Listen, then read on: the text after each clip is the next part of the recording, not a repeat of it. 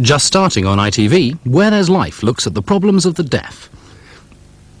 Here on 4, we're rapidly approaching 7 o'clock. So let's join Peter Sissons at ITN for tonight's edition of the Channel 4 News.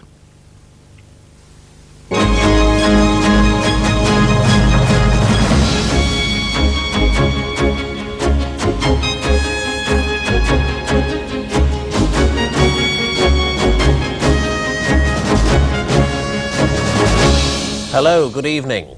President Reagan makes his diplomatic play towards China. With relations with the Soviet Union gone sour, he announces a visit to the rival communist giant next spring.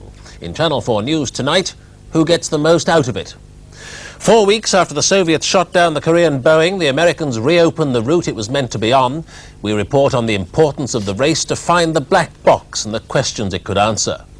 We report too from Iran on the harsh plight of women who, according to Amnesty International today, are being executed in large numbers, some for their religious beliefs.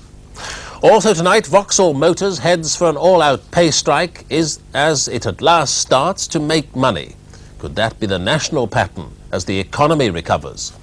In Washington, we talk to the man who runs the world's largest economy. He tells us good times are just around the corner. And British Rail relaunch Intercity, how they pushed the boat out to beat the coach and the plane. Other news in headlines, Russia's leader Yuri Andropov has responded to the latest American proposals for arms reduction. He calls them a fraud and accuses the United States of lacking the will to negotiate even a little bit seriously.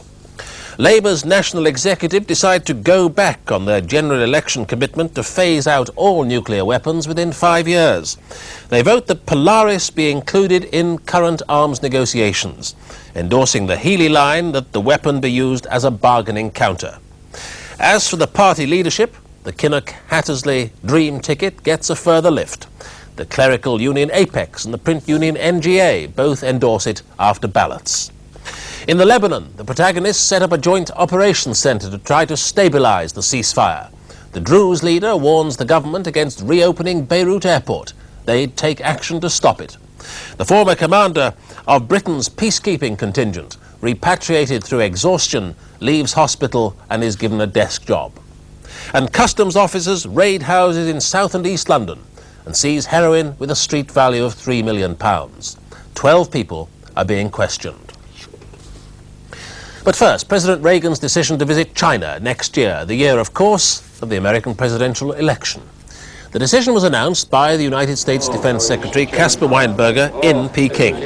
After talks with the Chinese leader Deng Xiaoping, Mr. Weinberger also announced that America is fully prepared to sell China the hardware it needs to modernize its army. Deng Xiaoping and the Chinese Premier Zhao Zhizhang will visit Washington in January. Mr. Reagan's visit to China next spring will be the confirmation of a general improvement in relations between Washington and Peking. But it's unlikely to signal any brand new glorious start to an American-Chinese rapprochement. That began with the historic breakthrough of 1972 when President Nixon met Chairman Mao in Peking. The Chinese, pragmatists above all else, want to preserve that delicate web of economic ties with the United States which were established then. But China doesn't want an alliance of strategic interests with America and is not about to play the China card by seeking to exploit the current freeze in relations between the United States and the Soviet Union. At the UN Security Council debate on the shooting down of the Korean plane, China joined the United States in criticizing the Soviet Union, but then abstained in the vote for the American resolution. The clear message was China will not get involved in punch-ups between the two superpowers. At the core of Sino-American relations is the future of Taiwan, formerly the island of Formosa, which is run by the heirs of General Chiang Kai-shek, who regard themselves as the legitimate Chinese government. Mr. Reagan's visit next April is unlikely to accomplish anything to change that. The Americans closed down their embassy in Taiwan when they later recognized the mainland government